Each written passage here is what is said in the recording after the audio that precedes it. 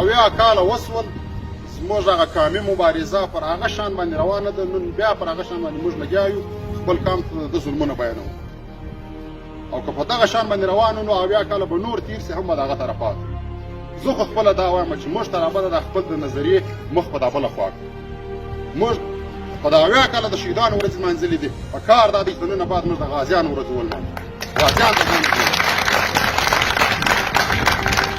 په دغه موبایل باندې موږ دی نه بخښي.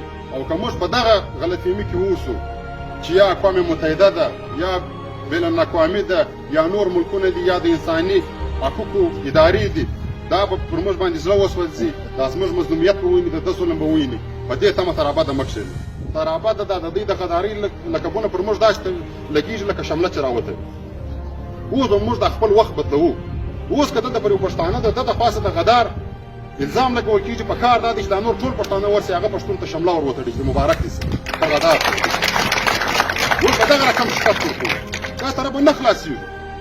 غداري ده، آیین ته نه منې، آیین ته در پښو لاندې کوې، 440 کتل ته کوې، قتل و غارت ته کوې، بېعزتیانې ته کوې چې دا ټول کارونه عافیت تا په لاس ورکړله، ملک تا خرڅ کړي، کشمیر یې ستاسې ونیوی، بنګلادیش یې له تاسې ونیوی، سیاچین یې له تاسې ونیوی، شکستونه تا خوړي د غدار ځای او پیسې ګرده ته خورې.